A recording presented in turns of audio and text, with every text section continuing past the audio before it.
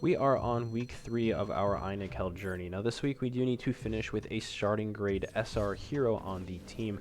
And we are using Jillian. I think she is the best if you can pair her with Green Mela, but if you can't, Gil Thunder is probably the second best. But on turn 1 we're going to drop her attack since they are pretty useless. We're going to use the charge card from Margaret for some damage, and then the pumpkin bomb since those are also useless. Now we do need to focus on also using at least 4 buffs, which is going to be especially easy since 3 of the 4 units do have a buff, which is also another good reason to run Gil Thunder over Jillian if you do not have Green Mela.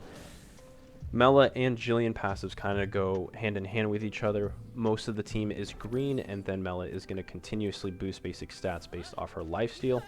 And I think with these stat increases, this composition is able to hit pretty high. I don't think any other team comp has hit over 11k yet, but maybe I just haven't seen that yet. So on turn 3 is coming up. We do want to break that shield since he is getting his ult. Now the ult doesn't hit too hard, but again, if you can afford to not get hit by it, then I would. And we also aren't running a healer such as Brynn on the usual weeks. So we don't really have any way to stall out on phase 2. So we don't want to take too much damage from any of his attacks or his corrosion skills. So we need to finish phase 1 with everyone's ults ready. This way we can sort of one-shot phase 2 with an ultimate barrage.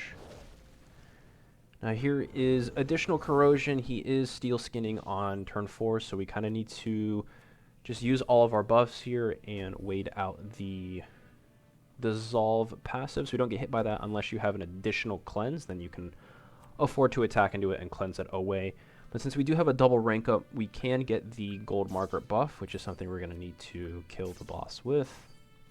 And then we will throw up this Mela shield, since I don't really have a way of stopping him from ulting, but that is going to crack under the corrosion, unfortunately. But like I mentioned, I don't think his ult does too much damage. Yeah, that's fine. And Mel is probably the best person for him to hit, since she has the most amount of lifesteal. Now we do have 3 out of our 4 ults on turn 5.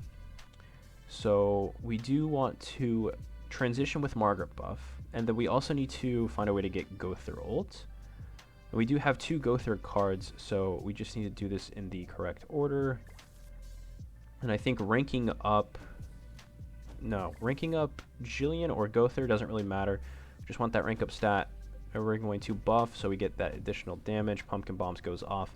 And then hopefully Margaret does one shot through the shield here. And then we should have Jillian ult, Mela ult, and Gother ult for phase 2. We do have this gold buff. Yeah, Pumpkin Bombs does a ton with gold buff. Okay, great. She crit through his shield. That is going to transition us to phase 2. We'll have our triple ultimates. I'm sure Mela will lifesteal up, so I think I'll ult with her first just to see that go off, then Gother since he is also not full health.